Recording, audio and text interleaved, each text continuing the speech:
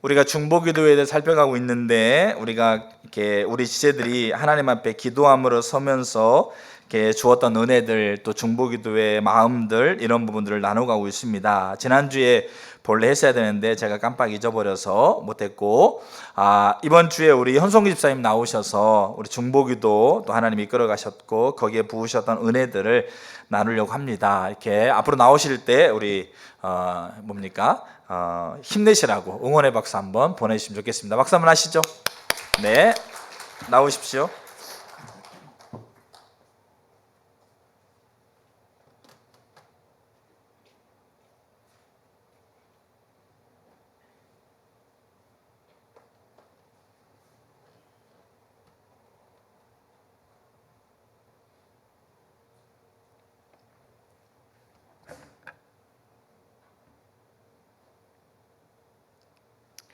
에베네셀 하나님께서 저를 여기까지 인도하신 그 주님의 은혜를 잠깐 나누고자 합니다.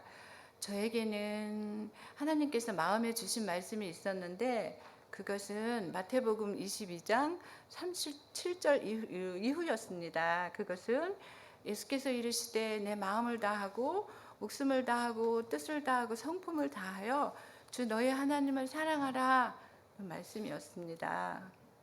이제 새물교 선교회에서 십자가의 복음, 하나님과의 친밀한 교제, 성령의 사역, 또한 얼굴을 구하는 삶을 지속적으로 구하는 가운데 외적으로는 어떠한 것도 없는 것 같았어요.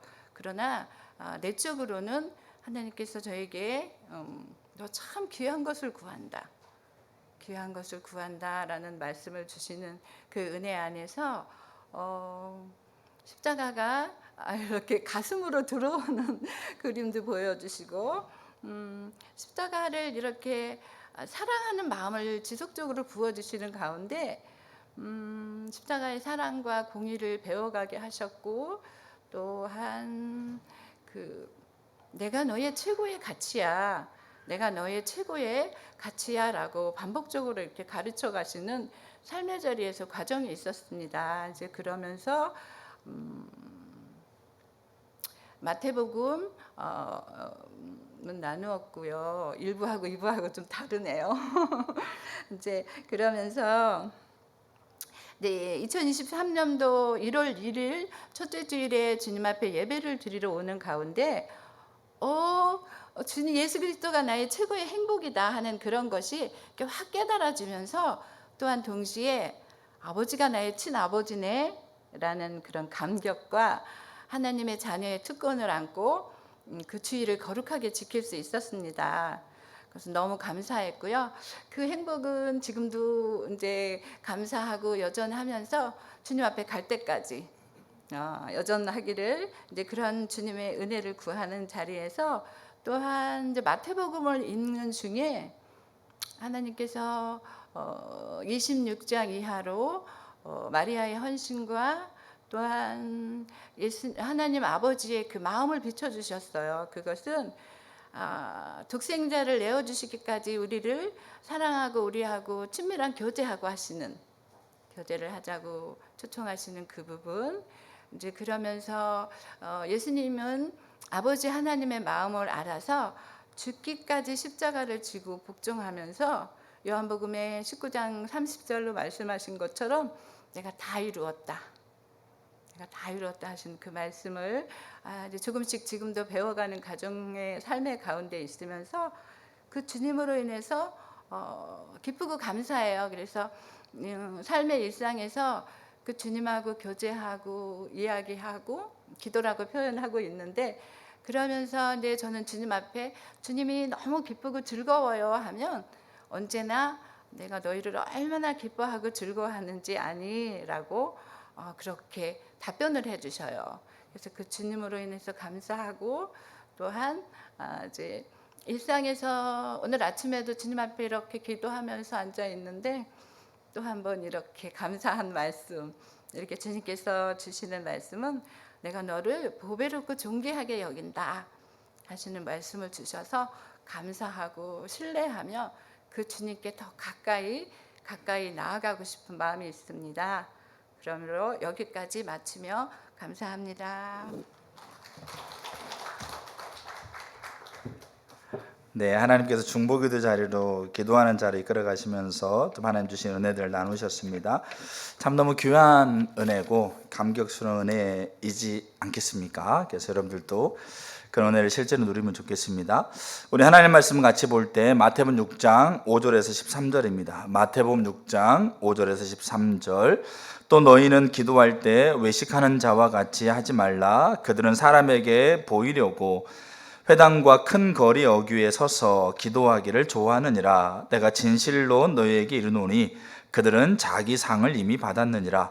너는 기도할 때 내 골방에 들어가 문을 닫고 은밀한 중에 계시는 내 아버지께 기도하라.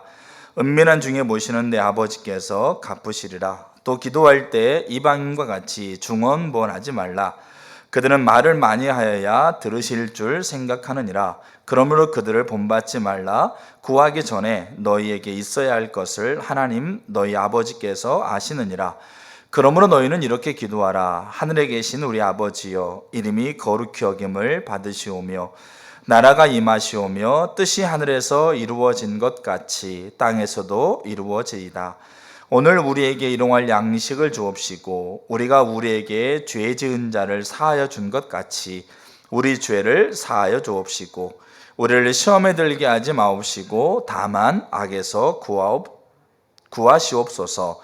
나라와 권세와 영광이 아버지께 영원히 있사옵나이다. 아멘. 우리가 중보기도, 제가 지금 약간 감기가 있어서 많이 좋아졌는데 계속 이렇게 좀 약간 있습니다.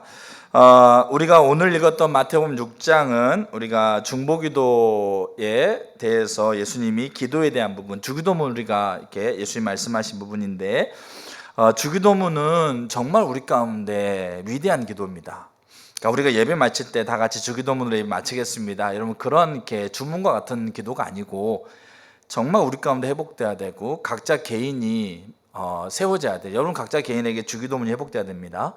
자, 근데 이 기도는 우리가 매 순간마다 우리가 하나님 앞에 드려야 될 기도입니다. 그래서 이 기도를 우리 가운데 예수님이 가르쳐 주세요. 가르쳐 줄 때 예수님은 거기에 두 가지 요소를 이렇게 이야기하고 있습니다. 이 두 가지 요소가 우리 가운데 정확하게 우리 가운데 회복될 때 이 주기도문이 회복되는 것을 이야기하고 있는데, 제가 지금 이 중보기도 요소, 그러니까 우리가 중보기도가 우리 가운데 회복되기 위해서 필요한 요소를 살펴가는데 그 중에 하나가 친밀함입니다. 그래서 지난주에는 친밀함이 뭔가를 객관적으로 봤습니다. 친밀함이 어떤 의미고, 그 다음에 친밀함이 어떻게 가능한가를 봤고, 그 다음에 두 번째, 하나님과의 친밀함으로 기도가 시작되고 맞춰진다. 예수님의 기도와 예수님의 이름으로 드리는 기도를 봤습니다. 그래서 지난주에 봤던 것에 이어서 그 하나님의 친밀함으로 기도가 시작되고 맞춰진다고 하고 있는 이 똑같은 내용을 좀 다른 각도에서 오늘은 좀 보려고 합니다. 그게 뭐냐면 하나님과 친밀한 관계 안에서 우리는 올바른 중보기도를 드릴 수가 있습니다. 다시 말씀드리면 하나님과의 친밀한 관계 안에서 우리는 올바른 중보기도를 드릴 수 있다. 자, 이 부분을 좀 우리가 좀 살펴가려고 합니다. 그 전에 우리가 먼저 좀 볼 게 있는데, 자, 이번 컨퍼런스를 지나면서 계속 처음부터 끝까지 계속 고민했던 게 있어요. 그게 뭐냐면 올바르다는 말의 의미예요. 올바른 게 뭘까? 그러니까 제 아이가 요즘 그런 얘기를 해요. 친구들 다 게임하고 있는데 자기는 게임이 없다. 그러니까 이 아이 핸드폰에 지금 3학년 때부터 핸드폰을 가지고 있는데, 이 폴더폰 있죠, 이렇게 뒤집어지는 거. 자, 그걸 가지고 있는데 게임을 제가 안 깔아줬어요. 근데 이제 점점 이제 압박이 심해 오고 있습니다. 친구들 다 게임하는데 자기는 게임이 없다. 그러니까 나한테 게임을 깔아주라. 왜냐면 본인이 못 깔죠. 부모가 동의를 해줘야지 게임을 깔 수 있으니까. 자, 그렇게 했을 때 제가 이 아이에게 거기에 대해서 올바른 거를 가르쳐야 되는 거죠. 아, 그래, 네 마음이 지금 게임 못해가지고 속상하구나. 그래, 그러면 게임을 내가 시켜줄게. 그러니까 우리가 올바르다는 것을 이야기할 때 가장 올바른 것에 가장 핵심적으로 중요한 게 뭘까요? 올바른 것을 규정하는 기준이라는 거죠. 기준. 그러니까 올바르다는 말의 뜻이 뭐냐면 말이나 생각, 행동 따위가 이치나 규범에서 벗어남이 없이 옳은 것, 이게 올바르다는 것의 국어사전의 의미입니다. 그러면 제가 이 아이에게 그래 네가 마음이 지금 굉장히 힘들구나, 다 친구들 다 게임 다 하고 있는데 네가 게임 못하니까 참 많이 힘들구나, 그래 그러면 내가 게임을 시켜줄게. 자, 이렇게 만약에 가르친다고 생각해 보세요. 그럼 나중에 여러분 자녀들 와서 엄마 아빠 우리 친구들 다 마약하는데 나는 왜 마약 안 해요? 그럼 그래 네가 마약 안 하는 게 속상했구나, 그럼 네가 해야지, 이렇게 얘기해 주실래요? 여러분, 미디어가 우리 영혼의 마약과도 같습니다. 알겠죠? 자, 근데 이제 다 떠났어. 그래서 올바르다는 거, 내가 내 아이에게 내가 올바른 걸 가르치는데 부모로서 또 저 또한 올바른 걸 생각하고 판단하죠. 근데 올바른 것이라는 걸 생각할 때, 올바름에 대해서 우리가 이야기할 때 핵심적으로 중요한 것이 기준에 대한 이해더라고요. 기준.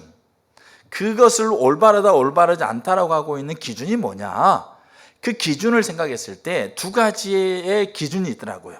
하나가 뭐냐면, 그러니까 진리, 두 가지 진리가 있는데, 하나가 포괄적인 진리라는 게 있어요. 포괄적인 진리. 또 하나가 개인적인 진리가 있어요. 자, 보세요.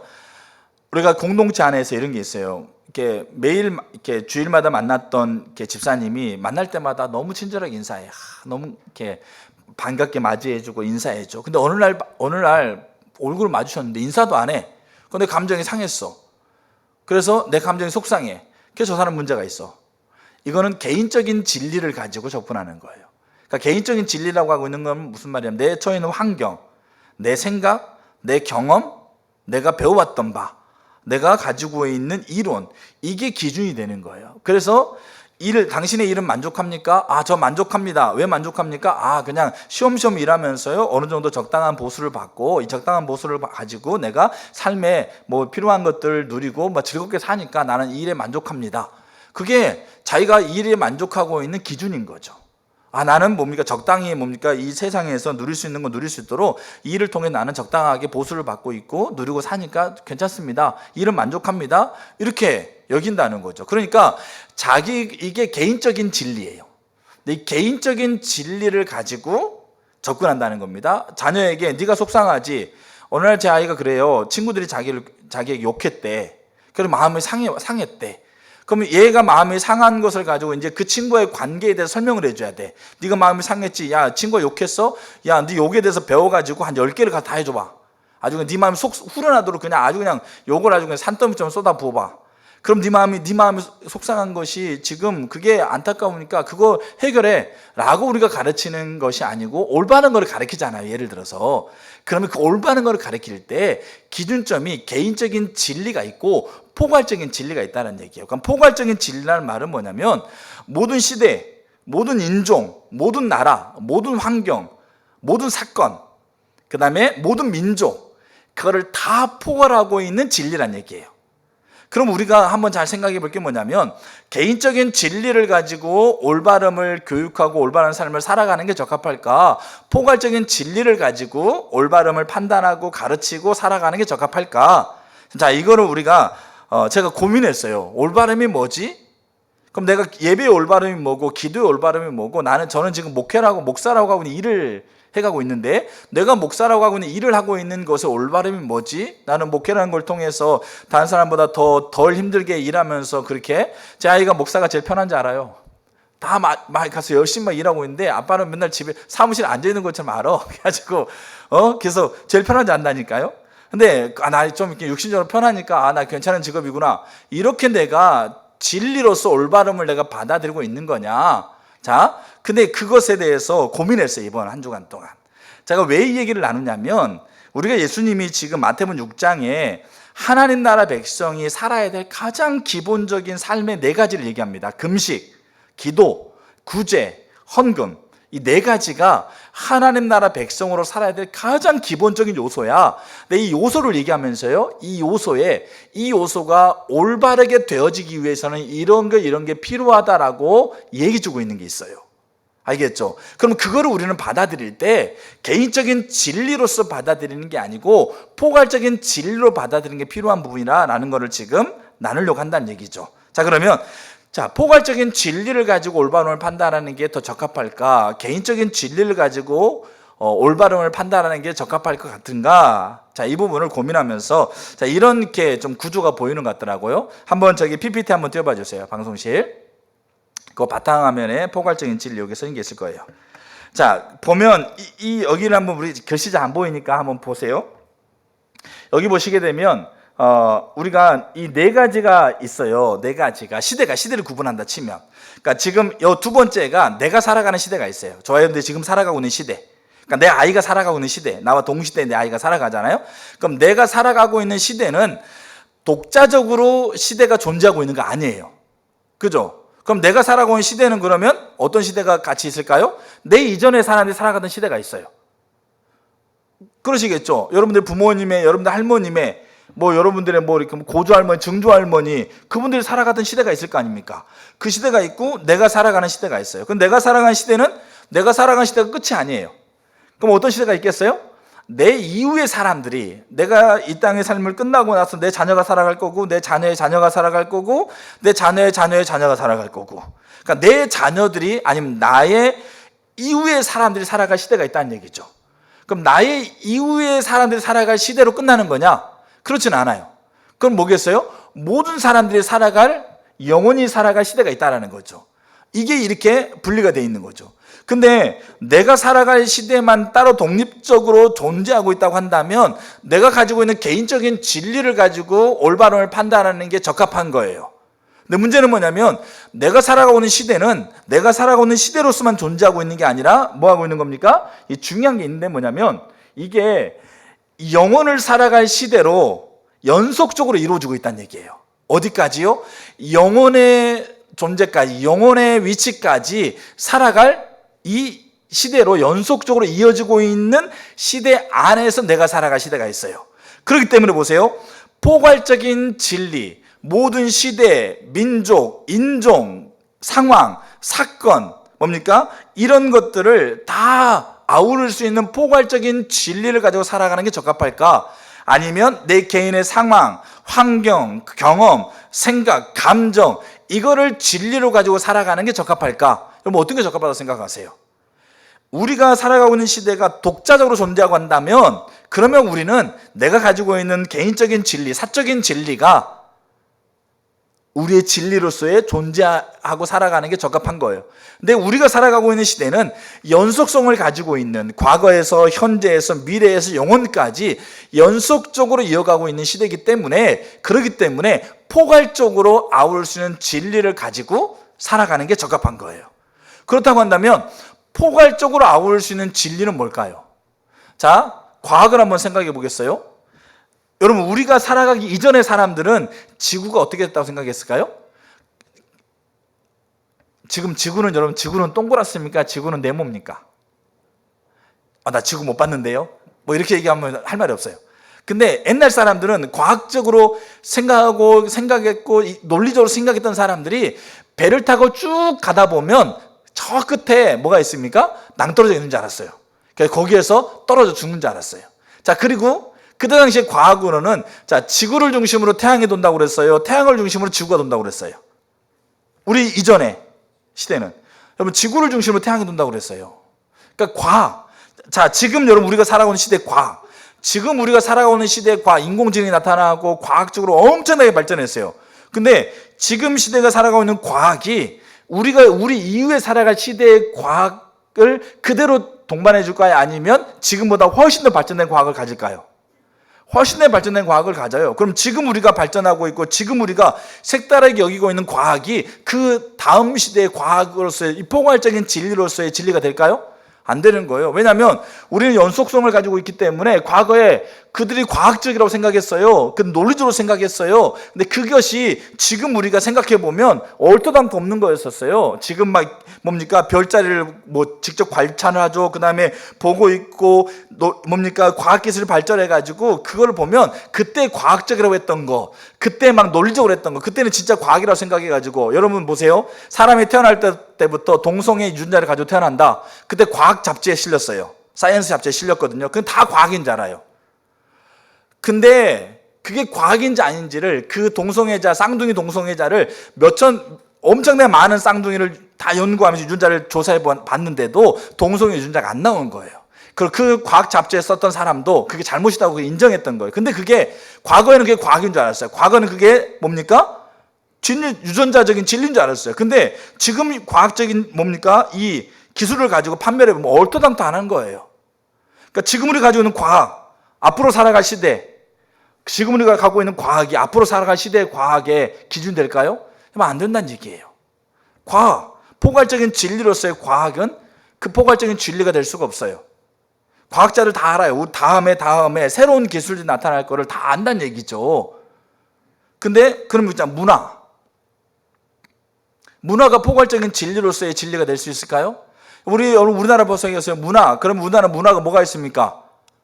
양반이 있고 상인이 있고 노비가 있고, 그걸 당연히 생각하는 문화였어요. 남존여비, 남자가 아들 낳으면 좋고 딸 낳으면 안 좋고. 근데 지금 아들 낳으면 안 좋고 딸 낳으면 좋고. 그럼 이게 왜 그럽니까? 그때 사람이 우리나라 사람 아닌가요? 그러니까 문화가, 아니면 저 아프리카 부족들이 가지고 있는 문화, 지금도 여기다 입에다가 막 이게 막 찔러 넣고 귀를 막 늘리고 막 목을 막 늘리고 하잖아요. 그럼 그게 포괄적인 진리로서의 문화라고 한다면 여러분 애 낳으면 다 목을 늘려야 돼요. 얼굴을 찔러야 되고 다 한다고요. 그러니까 문화가 포괄적인 진리로서의 진리를 갖지 못한다는 얘기죠. 철학.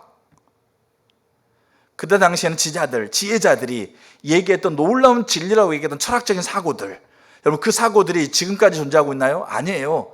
지금은 얼마나 급변하게 철학적인 시대가 얼마나 급변하게 흐르고 있는지 몰라요. 자, 그렇다고 한다면 돈, 명예, 건강, 잘 보세요. 이런 것, 정치, 알겠죠? 종교, 이런 것들이 포괄적인 진리로서 아까 제가 말씀드린 것처럼 내가 살아가고 있는 시대가 독자적으로 그냥 존재하고 있다고 한다면 그거 하나하나가 개인적인 진리로서 적합할 거란 얘기잖아요. 근데 문제는 뭐냐면 우리가 살아가고 있는 시대는 연속성을 가지고 어디까지 간다고요?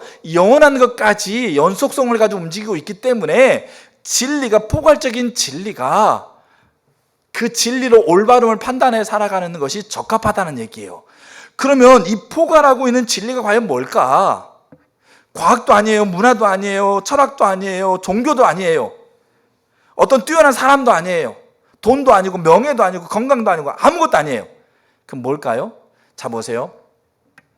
세상이 어떻게 시작했는지 시대, 인종, 환경, 그 다음에 상황에 상관없이 세상이 어떻게 시작했는지를 이야기하고 있고, 세상이 어떻게 타락했는지, 세상이 어떻게 문제가 생겼는지, 시대, 인종, 그 다음에 환경, 그 다음에 상황에 상관없이 어떻게 타락했는지 얘기하고 있고, 그럼 어떻게 그 시대가 구원될지 시대, 인종, 민족, 상황과 상관없이 지금까지 얘기하고 있고, 그 다음에 어떻게 세상이 끝날 것인지 시대, 인종, 민족, 상황과 상관없이 얘기하고 있고, 어떻게 끝난 이후에 어떻게 될 것인지를 시대, 민족, 인종, 상황과 상관없이 그렇게 존재하고 있는 게 뭡니까?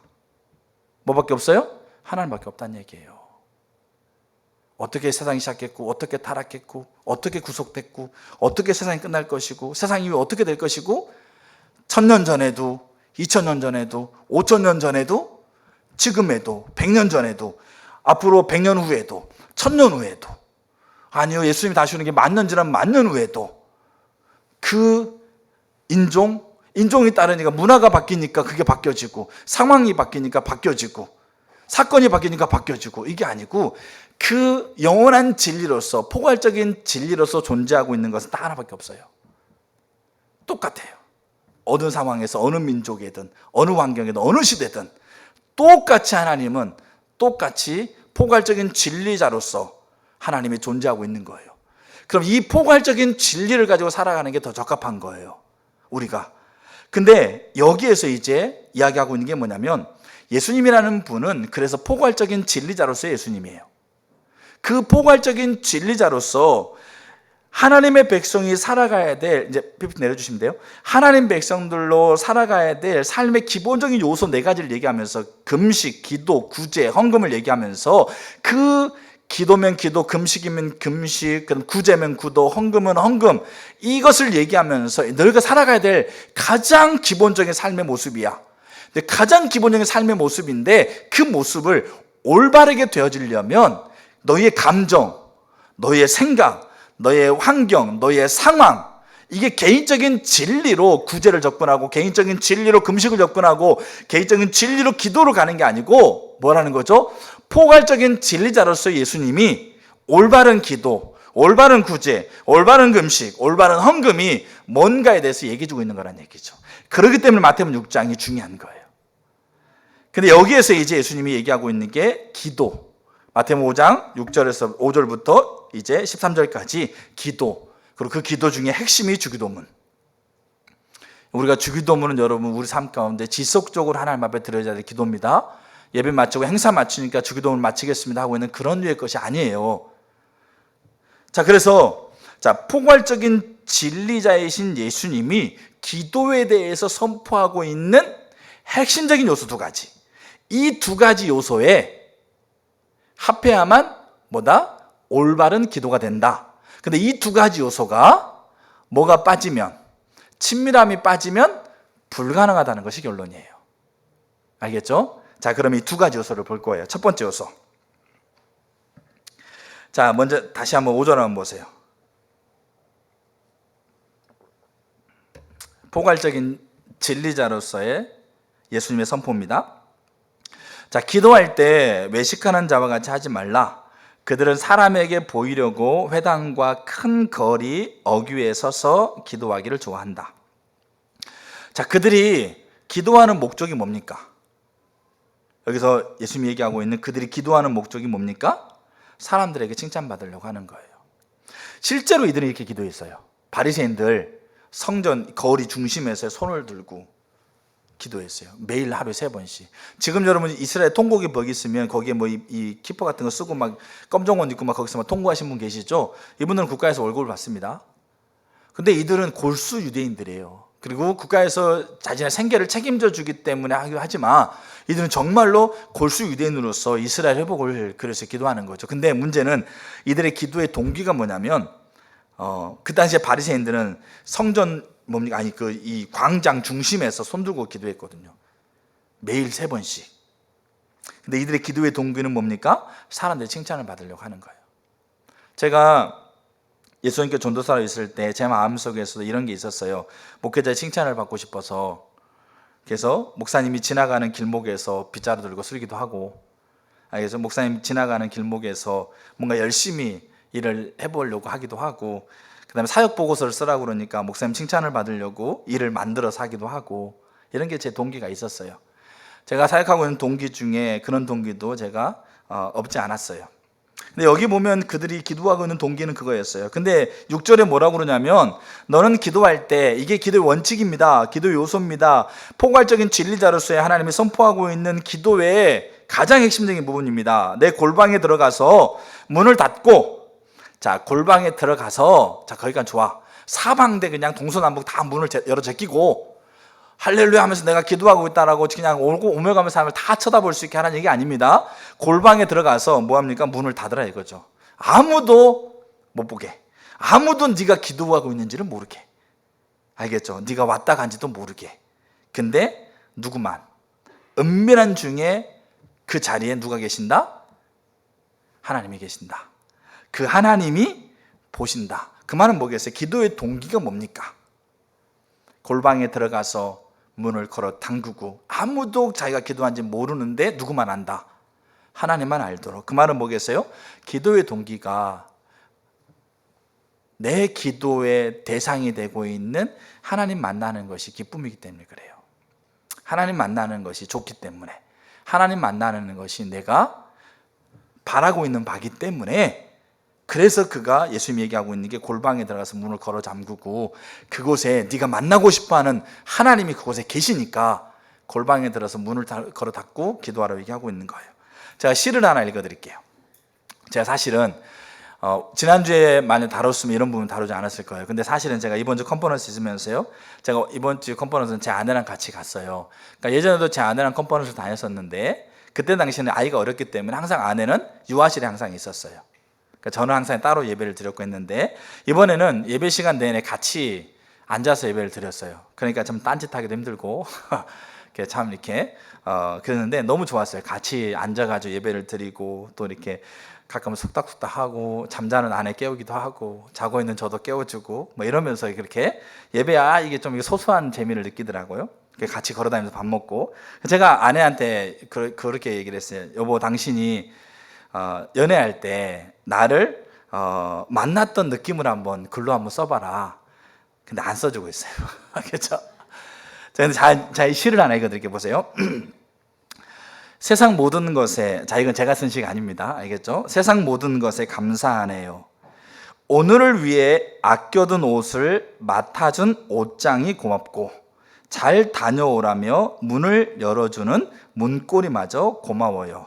가로 이제 이게 중요한 단어가 가로 들어가 있습니다. 자리가 없어 서서 가는 버스지만 손잡이들은 음표되어 멜로디를 만들고 횡단보도는 커다란 건반이 되어 내 콧노래에 반주를 넣어주네요. 가슴 속 떨림이 밖으로 보여도 괜찮아요. 조금 들뜬 모습을 보여도 오늘은 괜찮겠어요. 지금 말하러 갑니다. 오늘이 있어서 고마워요. 내 오늘에 당신이 있어서 고맙습니다. 자, 요 시의 제목이 뭘 것 같으세요? 요 시의 제목이 이 박지성이라는 시인이 쓴 당신을 만나러 가는 길이에요. 제가 10개월 연애했거든요. 10개월 연애했는데 제가 거의 매주라고 하면 좀 과장이 있고요. 거의 매주 부산을 내려갔어요. 서울에서 부산을. 그러니까 서울에서 부산을 내려가면서 제가 이 시에 제 마음을 대입해 봤어요. 근데 저는 서울에서 부산을 내려가면서 뭐 했냐면 잤어요. 그래서 기차 타자마자 자고 그 다음에 국보에서 내리고 국보에서 타자마자 자고 서울에서 내리고 그랬어요. 근데 제 마음이 이 마음이 있더라고요. 그래서 제가 뭐 지나다니는 이렇게 건반이면 횡단보도 이런 건 잘 모르겠어. 근데 제 마음속에 요 마음이 있더라고요. 근데 잘 보세요. 이게 당신을 만나러 가는 길이었어요. 그럼 여기에 당신에 하나님을 넣어보세요. 기도하러 가는 길, 제목, 기도하러 가는 길. 이 옷을 맡아주는 옷장이 고맙네요. 문고리가 고맙네요. 손잡이 들고 콧노래 부르면서 건반이 어쩌고 저쩌고. 여러분 그렇게 기도하러 나오셨어요? 기도하러 가는 길. 특별 기도회 한다고 그러니까 또 맨날 뭐 특별 기도회를 왜 이렇게 특별 많이 하는지 모르겠어요. 나중에 제가 40일 금식 기도 한번 얘기하려고 하는데 무슨 40일을 무슨 이게 생으로 굶으면서 뭘 해요. 이러면서 우리의 생각이 기도는 뭐다? 힘드는 것. 기도는 뭐다? 정말 이렇게 안 되는 거 억지로 해야 되는 거. 이런 생각이 아주 그냥 찌들어 있다는 얘기죠. 근데 하나님과 친밀한 관계에서 예수님이 그렇게 얘기를 해요. 사람에게 칭찬받으려고 그 길을 쓰고 힘든데 그 칭찬 한마디 받으려고 그렇게 아둥바둥하며 가지 말고 골방에 들어가서 문을 닫고 그곳에 계신 하나님을 네가 사랑하니까 그 하나님 만나기 위해서 네가 나아가라. 이게 기도다. 그렇게 얘기하고 있는 거잖아요. 근데 이게 친밀함이 없으면 가능하겠어요? 여러분 보세요. 원수를 만나러 가요. 근데 옷장이 감사하네요. 문고리가 고맙네요. 횡단보도가 반주가 되고 뭐 이런 얘기 하겠습니까? 원수 만나러 가는데 오늘 가서 네가 죽든지 내가 죽든지 하고 가야지 이러면서 그냥 가는 거지. 제가 우리 오이꽃 리더들이 중보기도 책들을 한 권씩 택해가지고 책을 읽어요. 그리고 그 책을 정리해가지고 함께 나누는 시간을 가져요. 1년에 3권을 읽으려고 해요. 첫 번째 책을 읽었고 이번에 2차로 읽어요. 그 다음 7월 달에 같이 또 나누는 시간을 가질 거고 또 3차 1년에 3권의 책을 읽고 3권의 책을 서로 나누게 되면 오이코스 리더들이 12분 정도 되니까 한 사람이 12권의 책을 읽게 돼요. 그럼 1년 되면 36권의 책을 중보기도 관련된 책들을 보게 돼요. 자, 그러면서 제가 1차 때 우리 리더들이 정리했던 정리들을 또 읽어보고 그런 책들을 도서관에 그대로 비치해놨어요. 그래서 제가 밴드에 올려놨죠. 그 요약본들을. 그럼 보고 나서요. 그건 요약이기 때문에 그 책을 읽고 싶으면 도서관에 오시면 그 책을 빌려갈 수 있어요. 그 책을 그대로 도서관에 비치하고 있으니까 제가 읽어보고 그 다음에 이번 주에 도서관에 가서 그런 책들을 또 한번 찾아봤어요. 찾고 이렇게 넘겨가면서 이렇게 봤는데 몇몇 책에서 이런 얘기를 해요. 이 찰스 스탠이라는 사람이 최고의 대화 기도라는 책을 썼어요. 이 책에서 뭐라고 얘기하냐면 자, 친밀함은 상대를 인식하는 거다. 자, 그러면서 하나님과의 친밀함은 우리의 기도에 강력한 영향을 끼친다. 3가지 영향을 끼친다. 첫째, 기도에 임하는 태도. 이게 기도의 동기를 얘기하는 거예요. 2번째, 기도의 내용. 3번째, 기도 응답에 대한 기대감, 확신. 자, 하나님과의 친밀함 가운데서 그 하나님을 인식하기 때문에 그 인식이 우리의 기도에 가장 강력한 영향을 끼치는데, 내가 왜 기도하러 가는지예요. 하나님과 친밀한 관계 안에서 내가 하나님을 인식하고 하나님 앞에 나아가고 그분을 사랑하기 때문에 나아가고 있는 그 기도, 그게 기도의 태도예요. 기도 내용, 나중에 이제 뒤에 보면 알겠지만 이게 예수님이 얘기하고 있는 정확한 기도예요. 또 하나, 두 번째 요소가 여기에 들어가 있어요. 세 번째가 그렇게 기도하고 나서 그 기도가 이루어질 것에 대한 기대, 확신. 이게 그 상대방 하나님을 인식하기 때문에 우리의 기도에 강력한 영향을 끼친다는 얘기예요. 이 더치 슈츠 목사님 썼던 중보기도 이렇게 하라는 책을 썼어요. 이 책에서 그분은 이렇게 얘기를 합니다. 자기의 아내와 함께 한다는 것이 이 세상에서 느낄 수 있는 최고의 기쁨이고 그 사실에는 지금도 변함이 없다라고 얘기하면서 이분은 기도를 하나님과 이야기 나누는 시간이라고 표현해요. 그러면서 보세요. 자, 이렇게 얘기합니다. 우리는 중보기도를 배우는 여정을 시작해야 된다. 여러분, 중보기도는 자라가는 겁니다. 하나님과 친밀함 자라가는 거, 예배는 자라가는 거 알겠죠? 그 다음에 기도 자라가는 거예요. 자, 근데 중보기도를 배우는 여정을 시작하려고 한다. 그러면서 자, 우리가 중보기도를 하는 것도 사랑의 힘에 의지하여야 할 것이다. 우리는 예수 그리스도를 믿는 자로서 하나님과의 사랑의 관계에 초대되었다. 이 관계가 중보기도에 있어서 최우선 순위를 가지며 우리의 여정은 여기에서 출발해야 된다. 기도를 포함해서 우리가 신앙인으로서 하는 모든 노력들은 그분과의 친밀함에서 비롯돼야 된다. 기도를 배워갈 때 그분과의 친밀함에서부터 시작한다는 거예요. 왜냐하면 그 친밀함이 뭘 가능하게 하니까 하나님을 만나는 것에 대한 기쁨을 실제적으로 갖게 만드니까, 그리고 하나님 앞에 기도하러 가는 것에 대한 동기를 하나님 자신을 만나고 하나님 자신을 기대하고 그분이 계시는 곳에 가는 것으로 그 친밀함이 그 기도의 동기를 확실하게 세워갈 거니까. 그래서 중보기도 배울 때 친밀함에서 시작돼야 된다 얘기하고 있는 거예요. 자, 그 다음에 팀 켈러 목사님이 기도라는 책을 썼어요. 의무를 지나서 기쁨에 이르는 기도. 이 기도인데, 이분은 이 기도라는 책을, 그가 지금 여러분, 이 팀 켈러 목사님은 이 췌장암에 걸려가지고 거의 지금 모든 치료를 다 이렇게 내려놓고 있거든요. 근데 이분이 미국 뉴욕 한복판에 리드머 교회를 개척하고요. 정말 놀랍게 성장합니다. 자, 그러면서 이분이 이 기도라는 책에는 이 책을 그분이 암에 걸리고 나서, 알겠죠? 그 사역 후반에 그분이 뭡니까? 뭐라고 얘기하면 나는 참된 기도를 발견했다. 이렇게 표현하고 있는 거예요. 자, 그러면서 이 책에서 그렇게 쓰고 있어요. 기도를 다루고 있는 이 시대의 책은 두 가지 접근법을 쓴다. 하나는 하나님의 사랑을 체험하고 그분과 하나됨을 경험하는 수단으로서의 기도. 알겠죠? 그러니까 기도라는 책을 보게 되면 이 두 가지의 방향을 가지고 쓴다는 얘기죠. 하나는 하나님을 사랑을 체험하고 하나님의 사랑을 누리는 것을 향한 기도.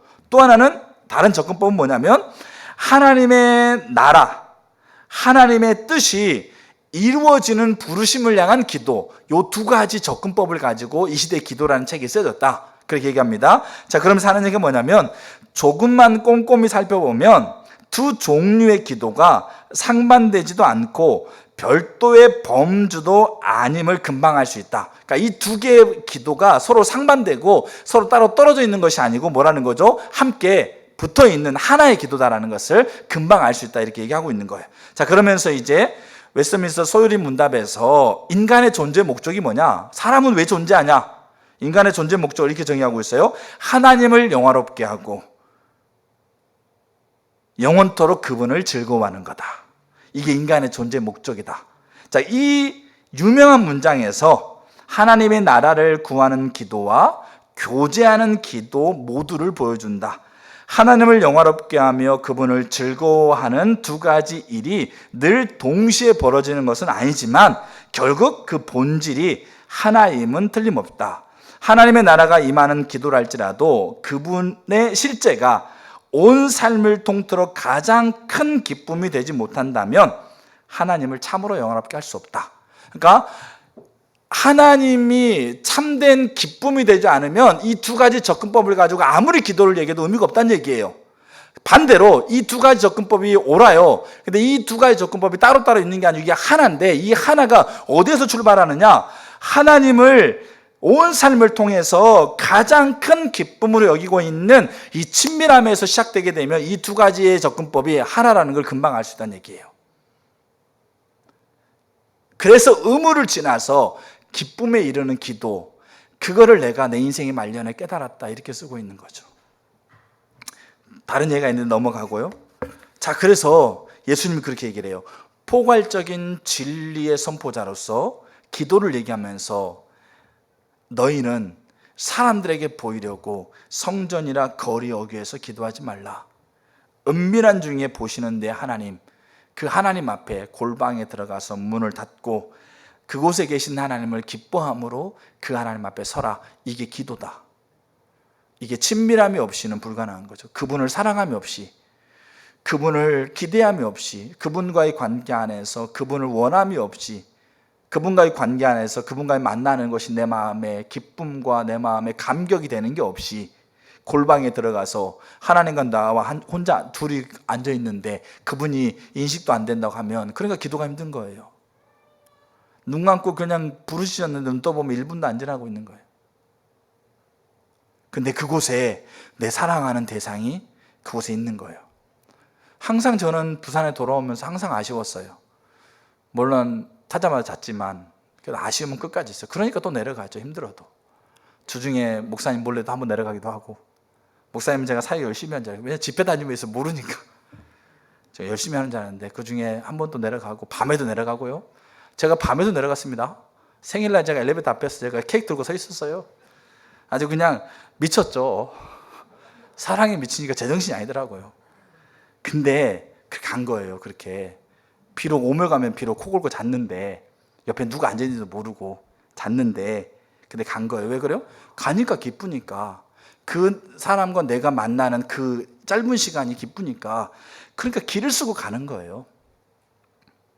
기도가 그렇다는 얘기죠. 근데 친밀함, 그게 사랑이, 그게 기쁨이고 만족이고, 그게 정말로 원함이 되는 친밀함이 없이 그 자리에 가라고 그러면 그것만큼 고역이 없어요. 아무리 눈 감고 아무리 얼굴을 찡그리고 해도 1분이 안 지나는데요. 근데 정말 하나님과 친밀한 가운데서 눈 감고 잠깐 눈 떠보면 1시간 지나요. 그거 참 신기해요. 그러니까 이게 같이 가요. 친밀함과 기도가 같이 자라간다는 거죠. 자, 이게 첫 번째 예수님이 기도, 주기도문을 가르쳐 주면서 우리에게 하고 있는 첫 번째 그 올바름에 대한 원칙이에요. 이게 포괄적인 진리의 선포자가 선포하시는 거란 얘기죠. 개인적인 진리를 가지고, 예수님의 생각이 아니에요. 예수님의 생각으로 받아들이면서 그때는 그게 맞지, 근데 지금은 여러분 이게 아니란 얘기죠. 영혼까지 연속되고 있는 그 연속의 큰 뭡니까? 그 진리를 붙들고 있는 그분이 선포하고 있는 거예요. 두 번째 이렇게 얘기합니다. 자, 7절. 자, 뭐라고 얘기하냐면, 자, 기도할 때 이방인과 같이 중언부언하지 말라. 그들은 말을 많이 하여야 들을 줄 생각한다.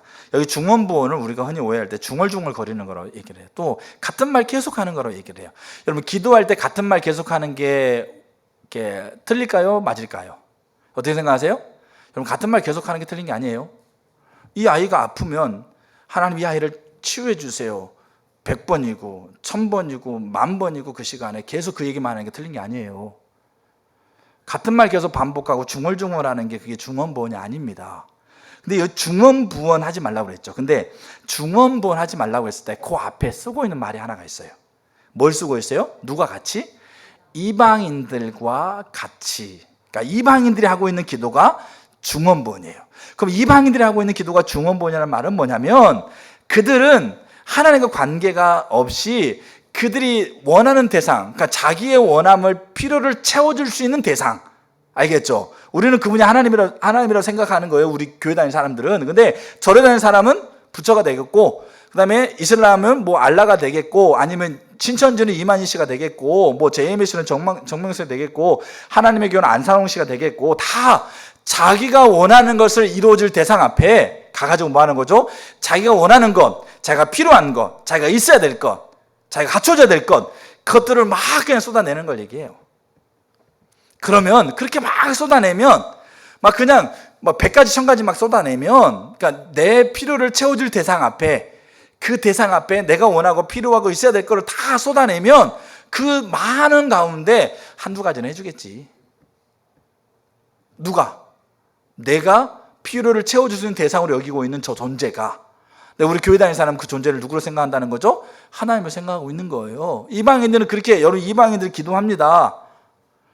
비나이다 비나이다 해 안 해요? 하죠. 지금도 시골에서는 보면 물 떠놓고 비나이다 산신령 앞에 하는데, 그게 뭡니까? 자기가 원하는 거 다 거기다 대놓고, 자식 잘 되게 해주세요, 뭐 건강, 뭐 사업 다 쏟아놓는다는 거죠. 그게 중원본이에요.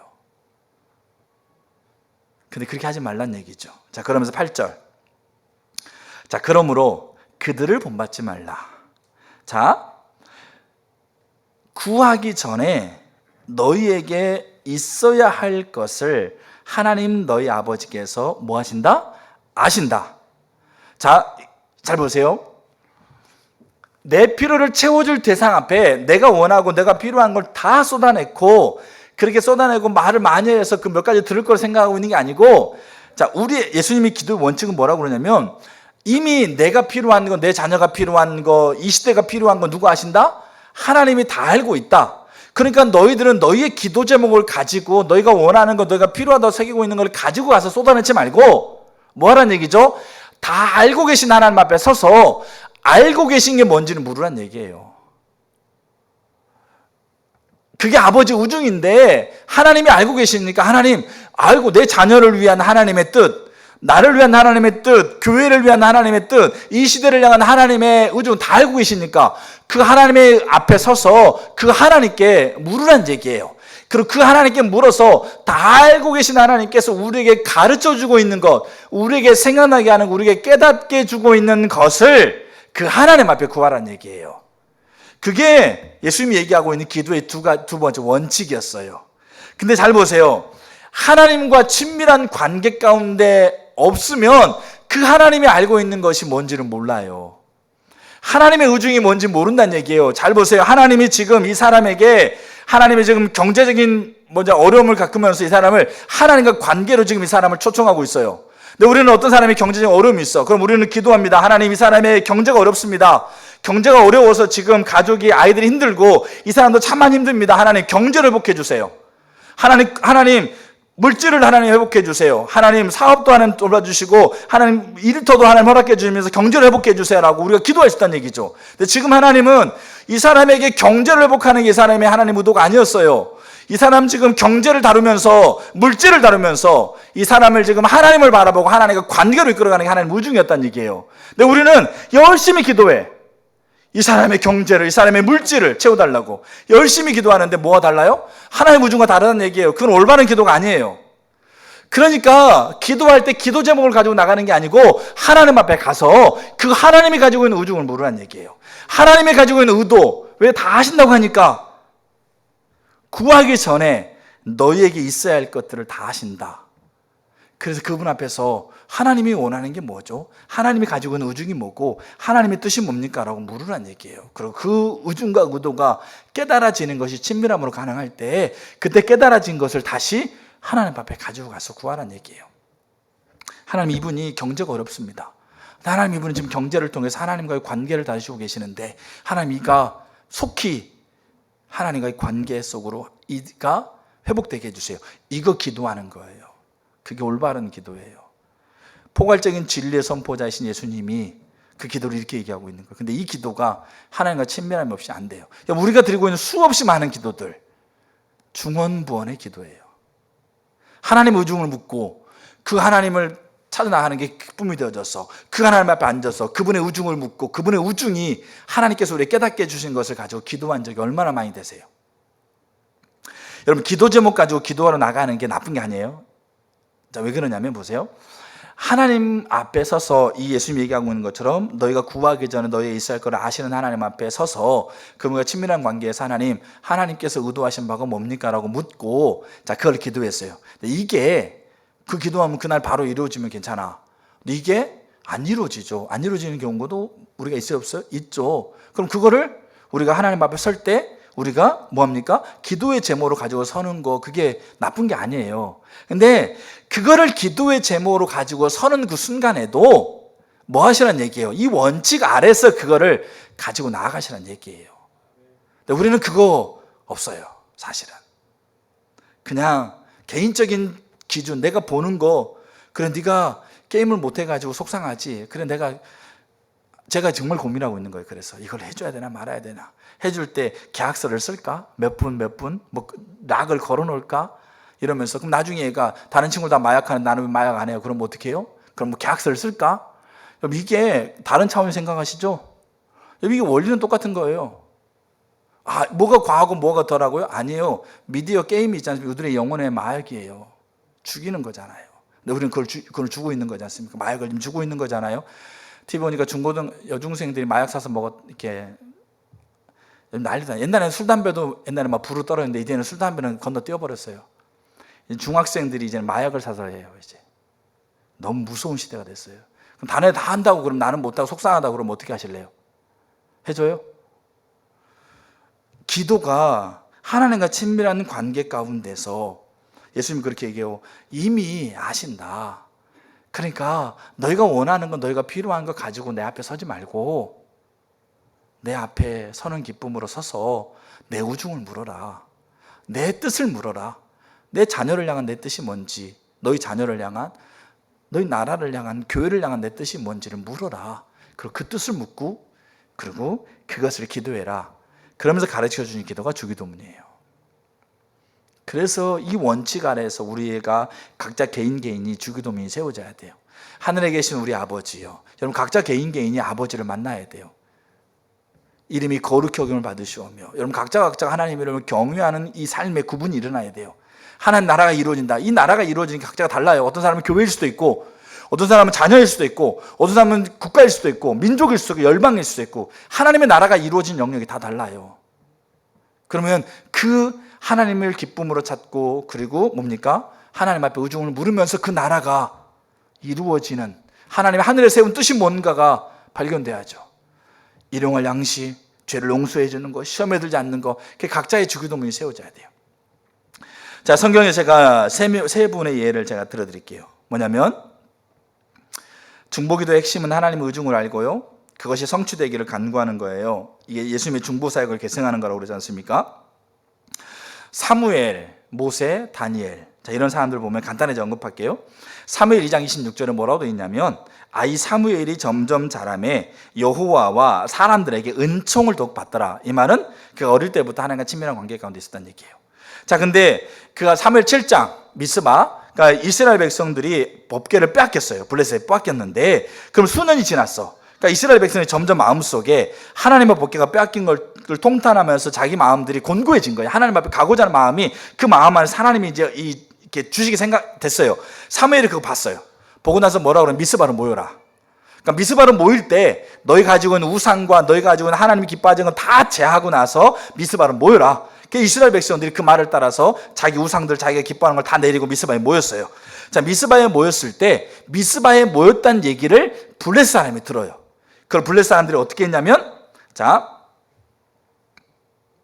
7절에 보세요. 사무엘상 7장 7절에 이스라엘 자손이 미스바에 모였다 함을 블레셋 사람이 듣고 그들의 방백들이 이스라엘을 치러 올라온지라. 그러니까 그들의 온 군대를 동원해서 미스바를 향해서 진군합니다. 자, 그때 미스바로 진군하고 있는 블레셋 사람들이 쳐들어오고 있다는 소식을 듣고 7장 7절에 이스라엘 자손들이 듣고 블레셋 사람들을 두려워했어요. 그때 사무엘이 뭐 했느냐? 자, 7장 9절. 사무엘이 젖 먹는 어린 양 하나를 가져다가 온전한 번제를 여호와께 드리고 이스라엘을 위하여 여호와께 부르짖음에 이렇게 되어 있습니다. 그럼 여러분이 보세요. 자, 나라가 어려울 때 나라를 위해서 하나님의 사람들이 기도해요. 자녀가 아프면 자녀의 치유를 위해서 기도해요. 교회가 어려우면 기도해요.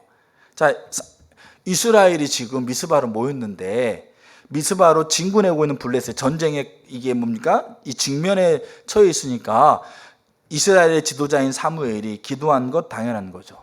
그러면 우리가 나라를 위해서 기도하고 아이 아픈 걸 위해서 치유해서 기도하는 것과 이 사무엘이 기도하는 것에 근본적인 차이가 하나 있어요. 여러분 그게 뭘 것 같으세요? 기도의 내용일까요? 기도의 뭐 이렇게 뭐 간절한 뭐 형식일까요? 그거 아니었어요. 그럼 뭐겠어요? 사무엘이 아이 때부터 하나님과 친밀한 관계 안에서 구하기 전부터 무엇이 있어야 될 것을 아시는 하나님 앞에 그가 서서 블레셋이 쳐들어오는데 그 블레셋이 쳐들어와도 하나님이 그 블레셋의 손에서 그들을 지킬 것을 알았어요. 그래서 그거 기도한 거였어요. 이게 차이예요. 블레셋이 쳐들어오는데 하나님 어떻게 해요? 그렇게 물을 수도 있겠죠. 하나님 우리가 미스바에 모였는데 블레셋이 위협 가운데 있어요. 여러분 그냥 습관적으로 어린 양 잡아서 번제 드리고 기도한 거 아니었다는 얘기죠. 그래 내가 블레셋의 손에서 너를 구해 줄게. 블레셋의 압제에서 너희를 보호해 줄게. 그것을 하나님의 뜻이라는 것을 사무엘이 알고 그리고 뭐 합니까? 그걸 기도한 거예요. 이스라엘을 위해서 기도한 거죠. 그랬더니 9절에 뭐라고 되어 있냐면 여호와께서 응답하셨더라 이렇게 돼 있어요. 블레셋 가운데 우레와 우박을 보내가지고 블레셋 진영 흐트러 버려요. 다시는 블레셋이 사무엘을 살 동안 넘보지 못하게 만들어 버린다는 얘기예요. 이게 아는 거예요. 무엇을 의중하고 있는지, 무엇을 의도하고 있는지, 무엇을 생각하고 있는지를 알고 그분의 의중과 의도가 그곳에서 이루어지기를 기도하고 있는 사무엘의 기도. 그러니까 하나님이 그 기도를 근거 삼아서 블레셋을 흐트러 버리잖아요. 모세 출애굽기 33장 11절에 뭐라고 그러냐면 친구와 이야기했다 이렇게 돼 있어요. 단적으로 모세가 하나님과 친구와 이야기했다. 근데 모세가요 시내산에서 다 알죠. 이스라엘이 금송아지 섬겼을 때 하나님이 이스라엘을 진멸한다고 그랬을 때 모세가 그렇게 얘기합니다. 하나님 이스라엘을 용서해 주시고 우리나라와 함께 가주시고 다시 하나님의 유업을 회복해 주세요. 우리가 기도해요. 이렇게 교회가 힘들고 어려웠을 때 코로나 때문에 우리 신앙이 민낯이 드러나면서 교회가 어렵다. 다시 하나님 회복해 주시오. 기도합시다. 그렇게 기도한다는 얘기죠. 그럼 그 기도와 이 기도 근본의 차이가 뭘까요? 모세는 하나님 앞에서 하나님의 의중을 알았어요.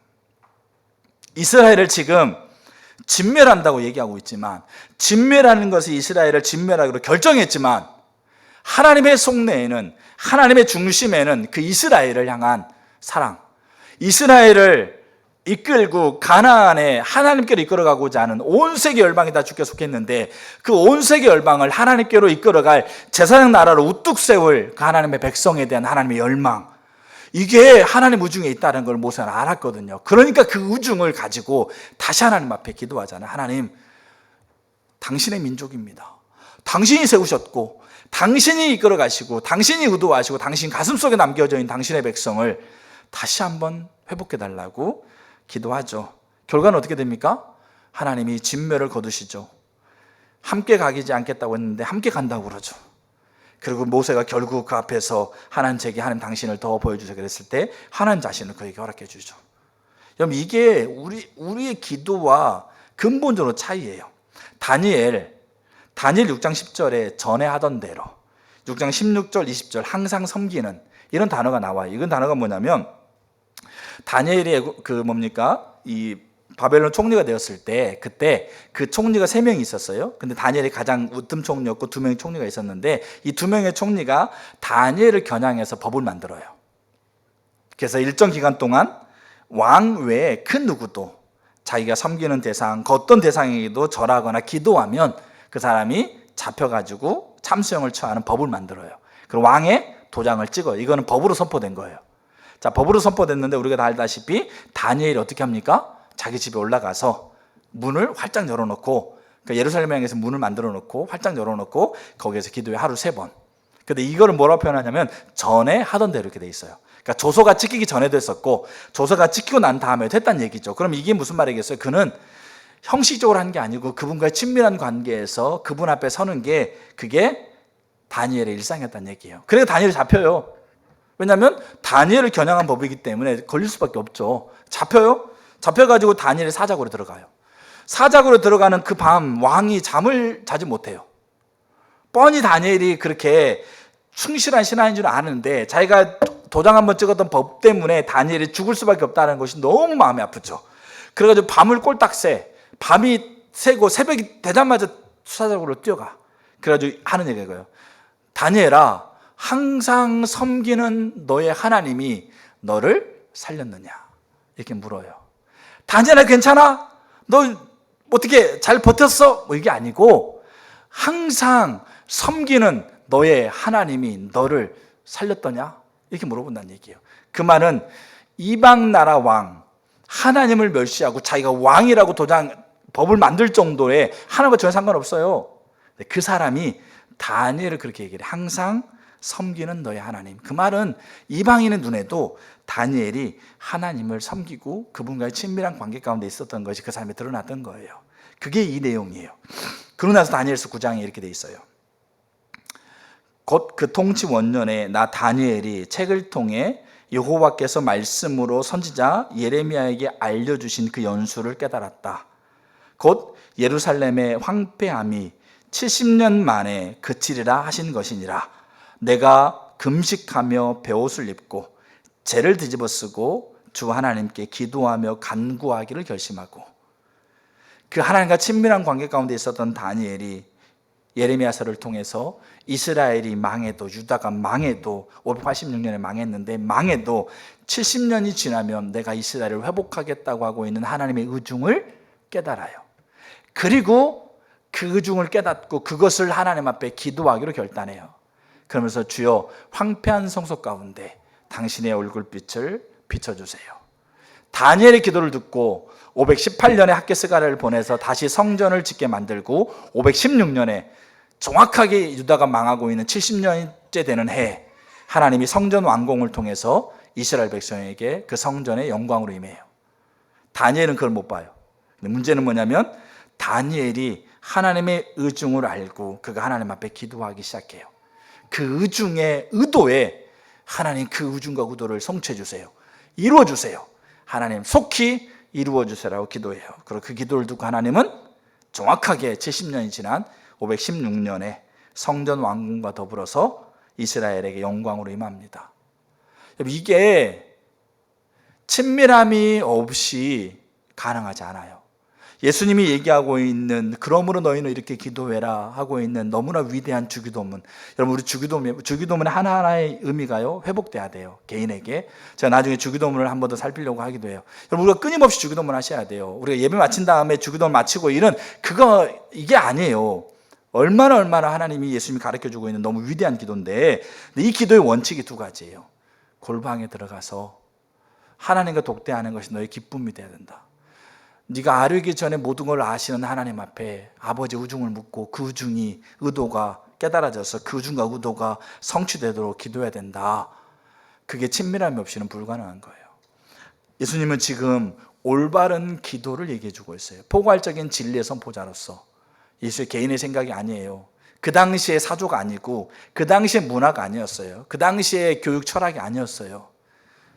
영혼까지 연속될 이 포괄적인 진리를 붙들고 계신 그분이 선포하고 있는 거죠. 자, 이제 마지막으로 마무리하면서 이렇습니다. 그러면 친밀함과 중보기도의 관계를 보려고 합니다. 두 가지. 하나는 여러분 각자 개인적인 주기도문이 회복돼야 돼요. 이 부분은 제가 조금 더 좀 이렇게 좀 살펴보고 연구한 다음에 나눌게요. 저도 이 부분은 문장만 생각났지 이 부분에 대해서 더 이렇게 좀 뚜렷하지 않아서 각자 개인의 주기도문이 회복돼야 돼요. 주기도문이 세워져야 돼요. 그래서 주기도문이 각자 개인의 주기도문으로 세워져야 한다. 자, 이게 이제 두 번째 친밀함과 중보기도의 요소의 관계에서 두 번째 부분이고, 첫 번째, 우리가 이렇게 친밀함과 중보기도를 얘기하면 오해하기 쉬워요. 뭐냐면 마치 우리가 모세처럼, 사무엘처럼, 다니엘처럼 친밀함이 막 이렇게 뛰어나야지만이 이제 기도 시작한 줄 알아요. 근데 그게 아닙니다. 알겠죠? 그러니까 친밀함과 기도가 같이 자라가는 거예요. 그러니까 친밀함이 100% 되면, 정말 완전하게 되면 그 다음에 이제 기도 시작하고 이런 게 아니란 얘기죠. 그럼 내가 지금 하나님과 친밀함, 하나님 얼굴을 구하고 삶이 내 삶 가운데 무너져 있어. 그러면 그 친밀함이 회복될 때까지 나는 그럼 기도 안 해요? 기도해야죠. 그럼 이때 이 관계 안에서 우리는 뭐를 붙들어야 되냐면, 자, 여기 너무 중요한 부분인데, 신분적인 친밀함에 대한 올바른 인식이 필요해요. 뭐가 필요하다고요?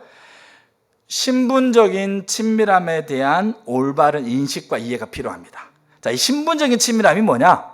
한마디로 말하면 자격에 대한 얘기죠. 어떤 자격? 하나님의 자녀가 되어져서 하나님 앞에 나아갈 수 있는 자격. 이 자격에 대한 분명한 이해가 필요해요.